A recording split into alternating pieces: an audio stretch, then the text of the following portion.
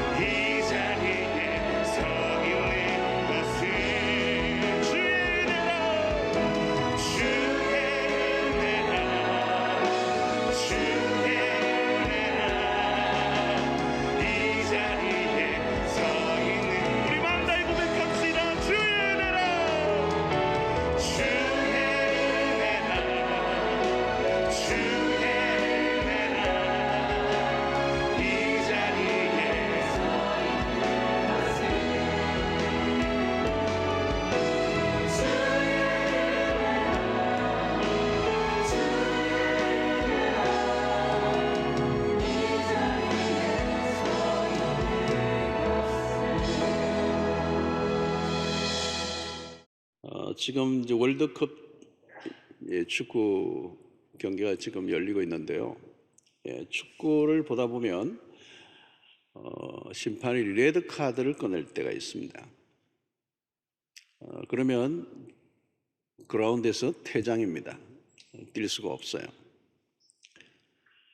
선수나 코치들이 항의를 하죠. 하지만 심판의 그 고유한 권위에 의한 판정에서 승복을 해야 됩니다. 이해가 안 돼도 심판이 가지고 있는 고유의 권위에 순복을 해야 돼요. 성경을 보다 보면 하나님이 레드 카드를 드실 때가 있습니다. 굉장히 단호하죠. 그때는 사무엘하 6장에 그런 사건이 하나 있습니다. 우사라는 사람이 넘어지려고 하는 법궤를 손으로 잡다가 즉사하는 사건입니다. 하나님께서 왜 그렇게까지 하셨을까? 법궤가 넘어지려고 하는 거 막은 건데 오히려 상 줘야 되는 거 아닌가? 근데 그 현장에서 법궤에 손을 대는 순간 죽습니다. 오늘 그 이유에 대해서는 오늘 여기에서 다룰 수 없고요. 아주 궁금하면 제가 이 부분에 설교한 부분이 있습니다. 찾아서 들으시면 됩니다. 또 하나 나옵니다. 신약의 사도행전 5장의 아나니아와 삽비라 부부입니다. 재산을 팔아서 사도들에게 가져왔죠. 그 자리에서 죽습니다. 자, 이것이 거슬러 올라가면 이런 레드 카드는 에덴 동산에서부터 시작이 됩니다. 에덴 동산에서 금지구역.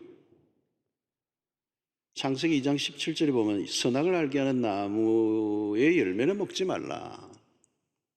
내가 먹는 날에는 반드시 죽으리라 하시리라. 절대 금지입니다. 하면 안 되는 거죠. 왜 먹지 말라고 하는지에 대한 구체적인 설명서는 없습니다. 선악과를 먹지 말라는 명령만 있는 것입니다. 인간의 편에서는 명령에 대한 순종만 요구됩니다. 사실 이것이 창조주와 피조물의 경계선이죠. 먹는 날에는 반드시 죽으리라. 이 레드 카드입니다. 한 번의 실수로 아웃입니다. 이 성경 안에는 종종 이 위험 표지판이 있습니다. 하나님은 한없는 자비를 베푸시지만 간혹 이렇게 레드 카드를 꺼내실 때가 있습니다. 오늘 본문 1절을 보면 여호와께서 다시 이스라엘을 향하여 진노하사 그들을 치시려고 다윗을 격동시키사 가서 이스라엘과 유다의 인구를 조사하라 하시니라. 이 본문의 문맥으로만 보면 하나님께서 다윗을 격동시켜서 인구를 조사하게 하신 것으로 이렇게 보입니다. 조금 그래서 이 1절이 난해한 구절입니다. 그러면 다윗이 이렇게 인구 조사를 하게 한 원인 제공은 하나님이 하신 거거든요. 그런데 그것을 다윗에게 책임을 묻는다는 것은 이 말이 안 맞는 거죠.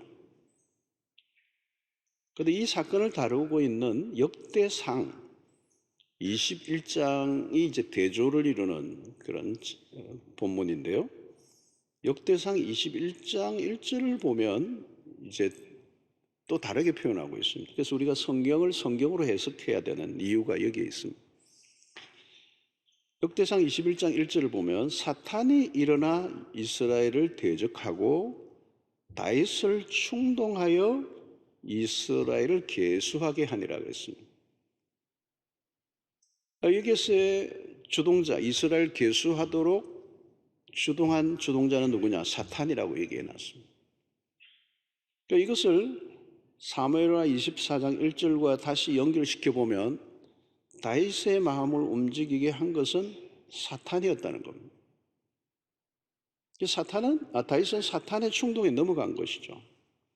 자, 이것을 종합하여서 이렇게 정리해 보면 하나님은 사단의 역사에 의해서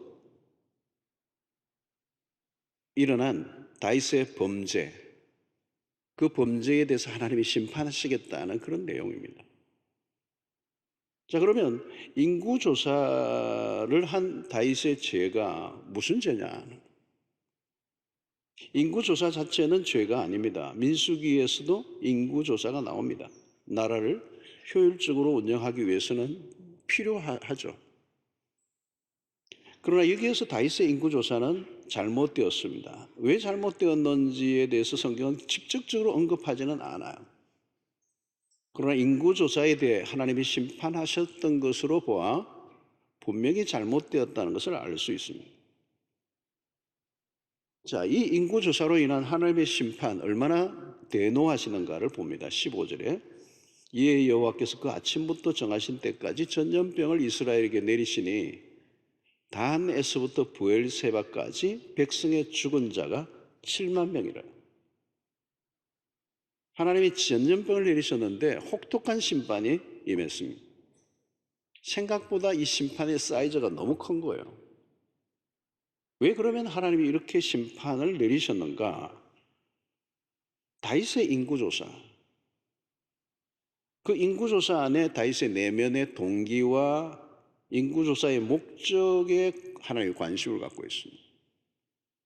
다윗의 인구조사는 엄밀히 얘기하면 단순한 인구 센서스가 아니고 군사력에 대한 조사였습니다. 그래서 구절을 보면 다 이렇게 통계가 나오는데 요압이 백성의 수를 왕에게 보고하니 굉장히 오랜 시간이 걸렸습니다. 그 보고를 하니까 곧 이스라엘에서 칼을 빼는 담대한 자가 80만 명이요 유다 사람이 50만 명이었더래요. 엄청난 군사력입니다. 고대 사회에 여러분 이 정도 숫자라고 하는 것은 믿어지지 않을 만큼 강력한 군사력을 갖추고 있었다는 거예요. 여기에서 우리는 무엇인가 감을 잡게 되는데요. 그것이 무엇입니까? 다윗은 지금 성공에 도취되어 있다는 것입니다. 그런데 인구조사를 통해서 자신의 성공을 확인하고 싶어 한 것이죠. 자신의 왕국의 사이즈가 얼마나 큰가를 알고 싶었습니다. 다르게 이야기하면 내가 얼마나 대단한 왕이 되었는가를 자랑하고 싶었던 거죠. 여러분, 이것이 바로 교만입니다. 성경은 사탄이 다윗의 마음을 충동한 것이라고 지적하고 있습니다. 사탄의 개입이죠. 그리고 사탄의 개입의 핵심적 그 목표는 하나님에 대한 반역입니다. 자, 사람들은 성공의 척도를 잴 때 숫자를 많이 얘기합니다. 스포츠 세계도 그렇고, 연예인들도 그렇고, 정치인들도 그렇고, 경제인들도 그렇고, 어디를 가나 실적을 얘기할 때 숫자를 따집니다. 통계를 중요하게 여깁니다. 그리고 우리를 어디를 가나 성공을 얘기할 때는 이 숫자가 나와요. 연봉이 얼마나 되느냐. 또 연예인들은 따르는 팬이 몇 명인가. 주가는 얼마나 되는 기업인가. 그렇죠? 교회로 이야기하면 사람이 얼마나 많이 모이는가. 교회도 그렇게 해서 목사님끼리 모이면 몇 명 모이느냐. 예산이 얼마나 되느냐. 본당의 규모는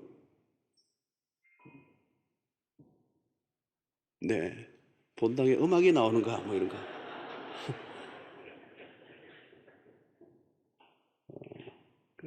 몇 번 예배를 드리느냐. 이제 이런 거를 묻는 거 다 숫자예요, 숫자. 여러분, 여기 통계가 오고 갈 때 놓치는 것은 개인의 인격입니다. 사람의 머릿수를 세는 것 자체의 문제가 아니라 숫자에 사람의 인격이 파묻혀 버리는 실수를 하는 것입니다. 전쟁사를 보면 숫자 노름입니다. 사람의 귀를 몇 개 잘라왔느냐, 목을 얼마나 잘라왔느냐, 이것으로 승패를 좌우하는 것입니다. 우리 공무원들이 책상 위에서 실업자 비율이 몇 프로 하락했는지 이 발표하는 할 수 있지만 그 실업자들이 겪는 고통의 개인의 고통에 대해서는 어떻게 할 수가 없죠. 한 사람의 만족을 위해서 숫자가 동원되는 경우는 흔한 일입니다. 그래서 인간의 헛된 자랑을 드러내기 위해 숫자가 자주 쓰여집니다. 그리고 자기의 이기심을 충족시키기 위해서 숫자를 조작하고 사람을 물질화하고 사람을 계량화할 수 있다는 거예요. 다윗은 지금 자기를 드러내고 싶은 욕망에 빠져 있습니다. 그리고 성공에 도취되어 있습니다. 여러분, 어디를 가나 따라 붙는 죄가 하나 있습니다. 그게 바로 교만입니다. 다윗은 모든 것을 자기에게로 공을 돌리고 싶어 했습니다. 그리고 교만의 죄가 찾아들는 순간 하나님이라는 존재는 불편해지기 시작합니다. 자, 다윗은 분명히 잘못된 길로 빠져 있습니다. 인구조사의 명령을 내리자 그의 신복 요압 장군이 그에게 어떻게 반응합니까? 깜짝 놀랍니다. 그리고 다윗에게 이렇게 얘기합니다. 3절에 요압이 왕께 아뢰되 이 백성이 얼마든지 왕의 하나님 여호와께서 100배나 더하게 하사 내 주 왕의 눈으로 보기에 하시기를 원하나이다. 그런데 내 주 왕은 어찌하여 이런 일을 기뻐하시나이까? 요압이 제대로 조언하고 있습니다. 하나님께서 이 백성을 얼마든지 100배나 더하게 할 수 있는데 하나님의 어떤 역사를 얘기하고 있는데요. 요압이 정확하게 보고 있는 것입니다. 왕이여, 왜 쓸데없는 일을 지금 관심을 갖고 있습니까? 요압이 보기에는 느낌이 좋지 않았던 것이죠. 이것은 하나님 앞에서 큰일 날 일이라고 하는 것을 알았습니다. 지금까지 이스라엘이 지나온 것은 군사력이 아니었던 게 분명합니다. 조금이라도 깨어있는 사람이라면 이런 행동을 해서는 안 될 일입니다. 요압의 판단은 옳았습니다. 그러나 다윗에게 요압의 충고는 전혀 먹혀들지 않았습니다. 여러분, 화려한 성공에 도취되어 있는 순간 다른 사람들의 말에 귀를 기울이지 않습니다. 더 무서운 것은 하나님마저도 안중에 두지 않는 것입니다. 결국 숫자가 우상이 되어버리고 말았습니다. 그 엄청난 군사력의 파워에 정신을 잃어버리고 말았습니다. 다윗은 매우 위험한 금지 구역을 거닐고 있습니다. 자, 여러분, 이때 이런 상태에는 어떤 정상이 일어나는가 하는 겁니다. 어느 순간부터 하나님의 은혜라는 단어가 낯설어집니다. 하나님은 조금씩 변두리로 밀려나고 있었던 것이죠. 그래서 다윗에게는 지금 하나님이라는 존재는 그렇게 귀중한 존재가, 큰 존재가 아니에요. 작은 존재로 나와요. 하나님을 찾는 사람들은 무기력한 사람들이나 실패한 사람들이나 찾는 것처럼 여겨집니다. 여러분, 다윗은 누구입니까? 인생의 수많은 위기의 골짜기를 지나온 사람입니다. 그야말로 한순간도 하나님 없이 살 수 없었던 사람이었어요. 다윗은 어린 시절 골리앗과의 싸움에서 외친 신앙 고백을 보십시오. 사무엘 17장 47절입니다. 우리 한번 이건 신앙 고백의 마음을 담아서 한번 같이 읽도록 하겠습니다. 시작. 또 여호와의 구원하심이 칼과 창에 있지 아니함을 이 무리에게 알게 하리라. 전쟁은 여호와께 속한 것인즉 그가 너희를 우리 손에 넘기시리라. 여러분, 골리앗을 넘어뜨리기 위해 칼과 창이 필요 없다는 거예요. 명확한 태도입니다.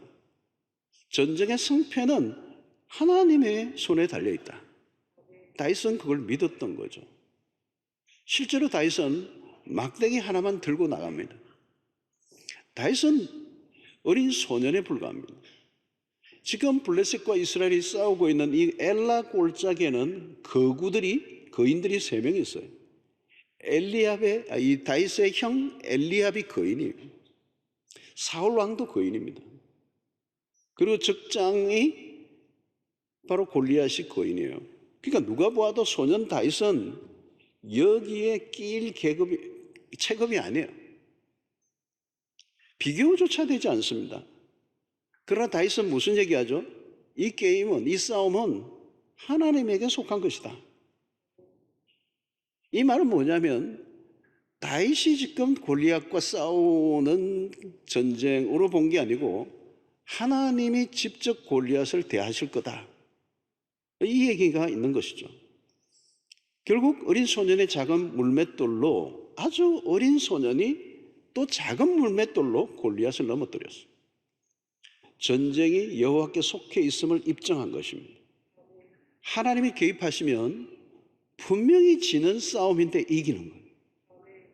약자가 강자를 이기고 아우가 형을 이기는 일들이 일어나는 거예요. 하나님이 개입하시면 판도가 달라집니다. 일반적인 상식이 깨어집니다. 여호와께 속한 전쟁은 수의 싸움이 아닙니다. 군사력의 자랑은 아무 의미가 없고 중요한 것은 그 배후에 누가 계시느냐의 문제입니다. 자, 다윗은 오래전에 이미 이 하나님의 능력을 확실하게 경험했습니다. 시편 20편 7절에서 다윗이 이런 고백을 해요. 어떤 사람은 병거, 어떤 사람은 말을 의지하나 우리는 여호와 우리 하나님의 이름을 자랑하리로다. 얼마나 멋진 고백입니까? 전쟁이 하나님께 속한 것이라면 우리가 할 일은 딱 하나밖에 없어요. 눈에 보이는 군사력이 아니라 하나님을 의지하면 되는 것입니다. 다윗은 병거와 말의 수를 자랑하지 않았던 사람이에요. 그런 하나님의 이름을 의지한 사람입니다. 자랑은 오직 하나님이었습니다. 그런데 지금은 어때요? 변질이 되어 있는 거죠. 여러분, 언제나 문제는 이 변질입니다. 변질. 인간이 교만한 순간 하나님을 의지하지 않는 것입니다. 그래서 인간의 추락은 자신의 힘을 의지할 때 일어나는 것입니다. 여러분, 인간은 실패로 망하지 않습니다. 이상하게도 성공으로 망합니다.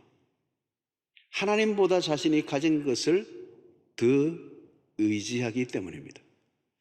결국 다윗은 넘어서는 안 될 선을 넘고 맙니다.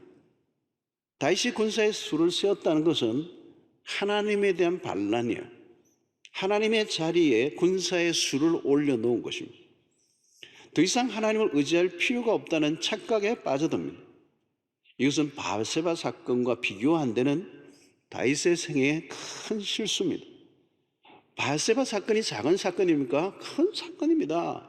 남의 아내를 빼앗고 그 남편까지 죽인 이 사건이 어떻게 작은 사건이 될 수가 있겠습니까? 그런데 인구조사는 그것을 훨씬 웃도는 사건입니다. 이것은 한마디로 하나님을 전면적으로 배반한 사건입니다. 하나님의 은혜에 대한 전면 부정입니다. 다윗은 지금까지 어떻게 여기까지 왔습니까?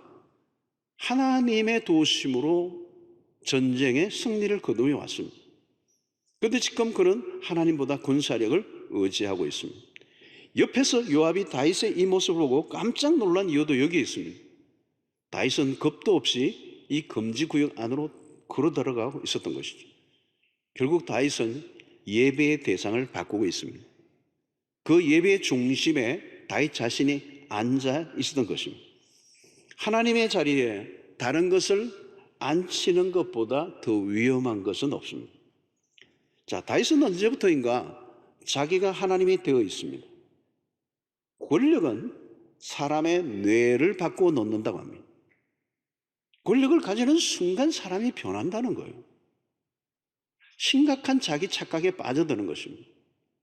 자기가 마음만 먹으면 무엇이든지 된다고 여기는 상태가 얼마나 위험한 상태인지 모릅니다. 액턴 경이, 영국의 정치가인 액턴 경이 그 얘기를 했잖아요. 절대 권력은 절대 부패한다. 이게 유명한 말이죠. 그 부패의 근원은 어디예요? 하나님과의 관계 이상 기류가 생기는 것입니다. 인생의 모든 문제는 여기서부터 시작이 됩니다. 인간은 태생적으로 2등을 싫어합니다. 내 위에 누가 있는 걸 원하지 않아요. 최고가 되기를 원하는 것입니다. 나 잘난 맛에 살고 나의 잘난 것을 부추겨 주는 곳에 생명을 겁니다. 오늘 인간 사회는 내가 잘났다는 것을 증명하기 위해 사투를 거는 전투장과 같습니다. 월드컵을 보면서도 열광하는 것 속에 그런 감정을 느끼는 것도 있는 것이죠. 유명한 우리 C.S. 루이스가 이 얘기를 합니다. 교만한 사람은 밑을 내려다 보는데 급급한 나머지 자기 위에 계신 분을 제대로 보지 못한다. 늘 자기보다 아래로 다 보니까 밑만 쳐다보고 있는 거예요. 그러니까 위에 계신 분이 누구인지를 보지 못한다.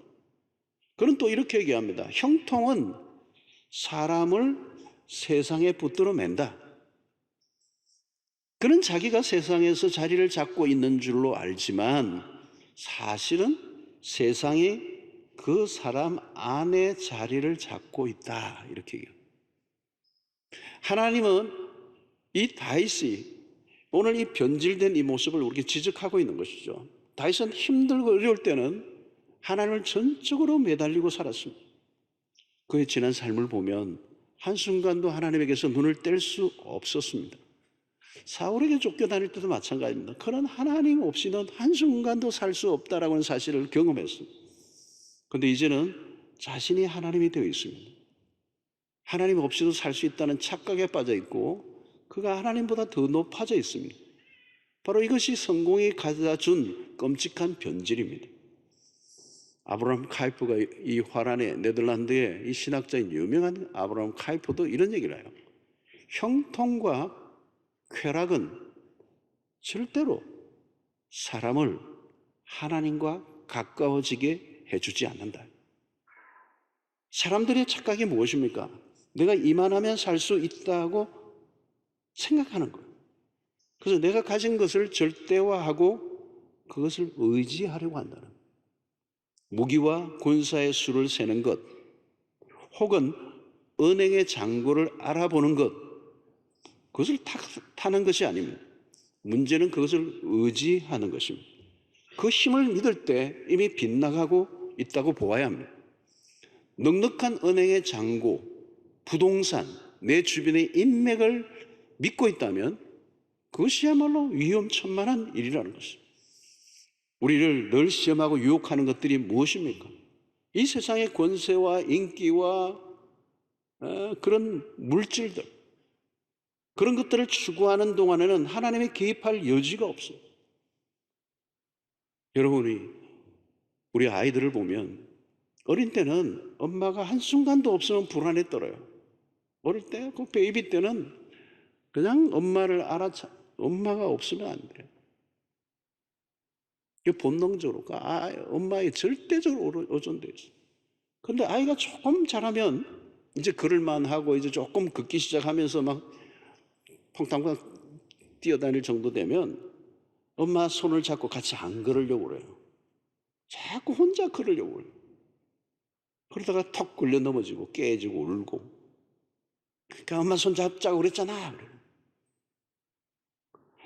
여러분 조금만 더 크면 어때요? 조금만 크면 엄마하고 같이 안 다니려고요. 이제 사춘기 지나면 마찬가지예요. 오히려 부모의 곁을 떠나려고 몸부림을 치는 거예요. 그리고 이제 고3이 되고 대학 가려고 하면 이제 날아가는 거예요. 가급적이면 집과 먼 대학을 가려고 해요. 엄마는, 부모는 멀리 떨어져 있어서 불안해요. 뭔가 불안해. 그런데 부모를 떠난 이 아이들은 너무 신이 나. 이런 부모들이 걱정을 하는데 걱정할 필요가 없어요. 너무 잘 살아요. 혼자서. 그리고 노래를 부르는데 나 자유 얻었네, 너 자유 얻었네, 우리 자유 얻었네. 농돈이 필요할 때만 전화가 와요. 처음에는 엄마 보고 싶어 뭐 이러면서 결론은 용돈. 여러분, 인간의 내면에는 탕자의 기질이 숨어 있습니다. 어려울 때는 하나님 우리가 부르짖죠. 그때 기도 소리는 달라요. 내 삶에 절박한 것이 있으면 호흡하는 순간마다 입에서 하나님을 찾게 돼요. 그러나 조금만 혈이가 펴지면 살만하면 변하는 것입니다. 내가 지금까지 얼마나 고생하며 이 자리에 오게 되었는데, 내가 얼마나 수고했는데, 내가 얼마나 땀을 흘렸는데, 이 내가가 나와요. 여러분, 우리 한국이 지금 얼마나 경제적으로 부강한 나라가 되었습니까? 이렇게 번영을 구가하던 시대가 없었습니다. 대한민국 역사에. 번영은 좋은 것입니다. 하나님은 우리에게 좋은 것을 주시기 원하시고 형통케 하십니다. 번영이 나쁜 것은 아니에요. 그러나 위험한 것은 맞아요. 우리가 가진 것을 세고 자랑하기 시작할 때부터, 가진 것을 의지하기 시작할 때가 위험한 것입니다. 서구의 복지 국가들을 보시면 인간이 물질적 풍요로 인해 하나님께 더 가까이 나갔다는 이야기를 들을 수 없어요. 그러니까 GDP가 일정한 수준에 도달한 이후에 복음 전파율의 통계를 조사를 내본 적이 있어요. 어느 시점에 이르면 사람들이 복음을 받아들이지 않는데 돈과 신앙의 이 상관관계를 연구를 한 것이죠. 여러분, 하나님을 믿고 따르면 삶을 풍성케 하십니다. 하나님이 형통하게 하십니다. 문제는 그 다음이에요. 인간의 본능은 하나님으로부터 멀어지게 합니다. 배가 부르면 나도 모르게 기도가 약해지는 거죠. 기도를 하긴 하는데 그게 기도인지 알 길이 없는, 기도할 제목이 없어져 버리는 거예요. 사실 형통의 신학, 이 번영의 신학이 위험한 이유가 그거예요. 그 번영이 오면 기도할 제목이 없어져 버려요. 그걸 추구했기 때문에. 사람이 얼마나 쉽게 잘못된 길로 빠지기 쉬운 존재인가. 제가 아는 어느 사업가도 마찬가지. 오래전에 얘기해요. 너무 신앙생활 열심히 하고 기도 열심히 했던 사람이에요. 그런데 안 보여. 보니까 사업이 너무 잘 돼. 몇 개 도시에 그냥 오고 가면서 그냥 신이 나은 거예요. 기도의 자리에 보이지 않고 예배의 자리도 잘 나오지 않아요. 그런데 한참 지나고 나서 보니까 기도실에서 그분이 기도하는데 워낙 목소리도 큰 분이에요. 통곡을 하는 거예요. 내가 사고가 났구나. 나중에 얘기를 들어봤어요. 목사님, 제가 어디까지 내려갔느냐. 집에 성경책이 어디 있는지도 몰랐다. 안 보이더라고요. 열심히 할 때 늘 성경을 끼고 살았는데 어느 순간부터 성경이 집에서 어디 있는지도 모르겠어. 나중에 어디에요? 식사 기도도 안 하더라는 거예요, 자기가. 가장 기본인 식사 기도 마쳐도 하지 않는다는 거예요. 그걸 발견했다는 거예요. 이 사람이 얼마나 쉽게 변질되는가. 어떤 사람은 그렇게 기도해요. 이러면 무슨 비즈니스를 시작하는데 개업 예배를 드릴 때 우리 목사님들 부르잖아요. 개업 예배 드리는데 속삭임, 목사님 세게 기도해달라고. 하나님이 한번 세게 하면 밀어달라고. 확실하게 하면 밀어주세요. 굉장히 위험한 기도를 하고 있다는 걸 본인은 몰라요. 우리가 꿈에도 착각하면 안 되는 게 있습니다. 내 실력으로 지금까지 살아왔다고 여기는 것입니다. 여러분, 우리의 신앙생활을 하면서 기도를 한다 안 한다의 문제가 아니에요. 기도하지 않는 것 그 자체가 문제가 아니고 가장 심각한 것은 하나님을 의지하지 않아도 살 수 있다고 믿는 태도예요. 그런 태도의 중심에는 자신이 하나님이 되어 있는 것입니다. 하나님이 분노하시는 대목이에요. 하나님의 은혜로 살아온 신자가 이런 태도를 가지면 하나님은 참을 수 없어 하시죠. 그것은 배은망덕이라고 하는 것입니다. 결국 다윗은 자신의 잘못을 깨닫고 회개합니다. 17절에 보니까 다윗이 백성을 치는 천사를 보고 곧 여호와께 아뢰어 이르되 나는 범죄하였고 악을 행하였거니와 이 약물이는 무엇을 행하였나이까? 청하건대 주의 손으로 나와 내 아버지의 집을 치소서 하니라. 다윗의 회개입니다. 여러분, 다윗의 놀라운 점은 회개가 있다는 겁니다. 여러분, 성경에 나오는 모든 인물들, 오늘 우리 모든 인류를 다 포함하면 사람은 다 비슷해요. 다 죄인이에요. 그런데 다윗의 장점은 뭐냐? 죄가 지적되고 그것을 깨닫는 순간 회개했다는 겁니다. 이게 다윗의 위대함이라고 얘기할 수. 그래서 다윗의 스토리가 참 많이지만 다윗이 다윗으로서 가장 빛이 나는 부분은 회개하는 장면입니다. 그 시편의 51편도 그 회개하는 시잖아요. 하나님 앞에서 인간이 가지는 가장 기본적인 태도.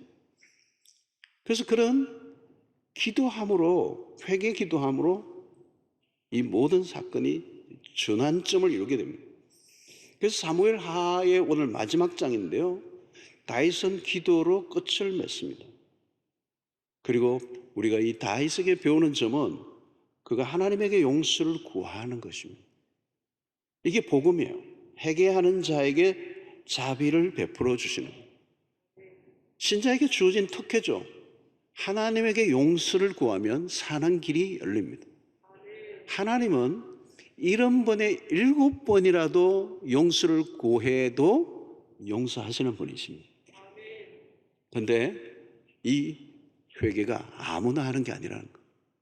하나님의 은혜를 아는 자가 하는 것입니다. 하나님은 선지자 갓을 통해서 하나님을 위하여 단을 쌓게 합니다.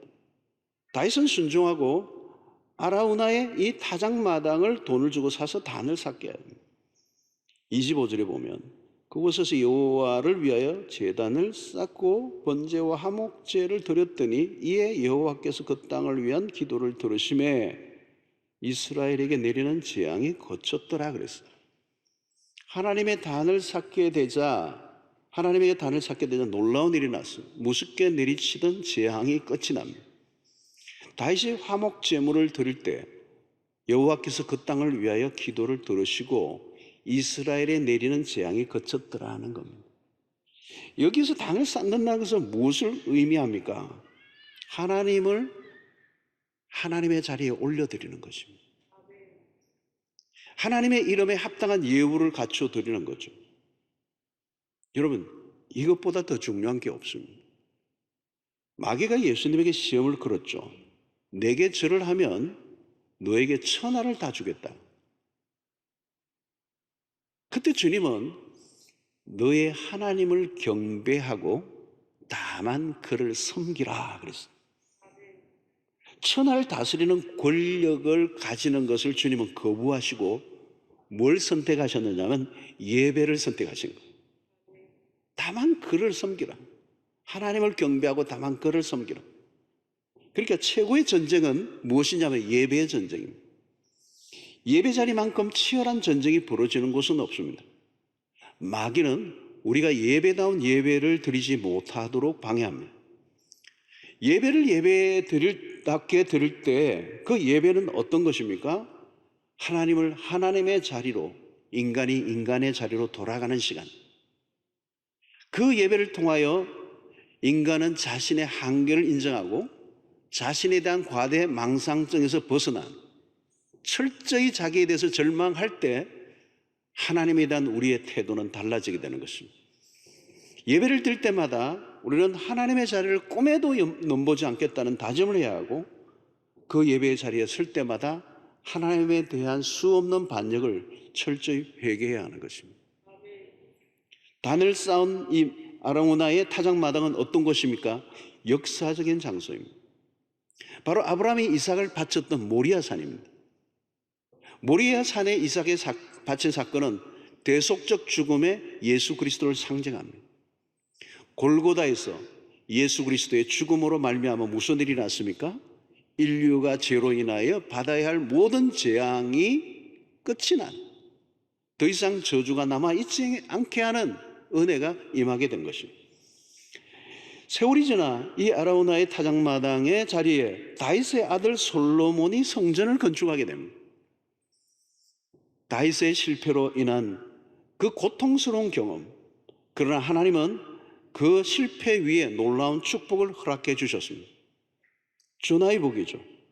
회복의 사건을 통하여 성전 건축의 장소로 허락해 주시는 은총이 주어졌습니다. 이 얼마나 놀라운 하나님의 섭리입니까?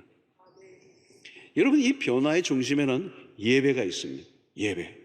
사실 하나님이 선지자 갓을 통하여 다윗에게 이 단을 쌓게 만들었습니다. 이 단을 쌓는다는 것은 중요해요. 하나님을 하나님으로만 섬기겠다는 결단이 들어있는 것입니다. 그래서 하나님을 높이고 하나님을 예배하고 하나님을 자랑하는 것. 만약에 그 예배가 실패하면 그 자리에 우상이 자리를 잡게 되는 것입니다. 여러분, 오늘 우리는 우리의 모든 삶에 우리의 자신의 연약과 한계를 인정하고 하나님만이 우리의 예배와 경배를 받으시기에 합당하신 분일 뿐만 아니라 그분의 힘으로 이루어진 것에 의해서 우리가 살아가고 있음을 인정하고 하나님의 은혜를 우리가 노래해야 하는 것입니다. 하나님은 하나님이시고 피조물은 피조물이라는 이 경계선을 놓치지 않아야 합니다. 바로 이 경계선을 잊어버리면 우리는 금방 오만하고 방자하게 되고 그것이 결국 레드카드를 받는 일인 것입니다. 여러분들이 가지고 있는 것들이 어떤 것이든 그런 것들 때문에 속지 않기를 바랍니다. 하나님이 아닌 것을 의지하지 마십시오. 하나님을 희미하게 하나님이 어른길에서 잘 안 보이고 다른 것들이 내 시야를 가리고 있다면 위험한 것이죠. 빨리 주님에게 잘못을 비고 돌아서야 합니다. 오늘도 여러분 교회 이 안까지 내 발로 걷고 들어와서 하나님의 임재 앞에서 그분을 예배한다는 자체가 얼마나 놀라운 은총인지 모릅니다. 우리는 하나님의 은혜로 삽니다. 앞으로도 마찬가지입니다. 하나님의 은혜는 설명하기 어려운 것입니다.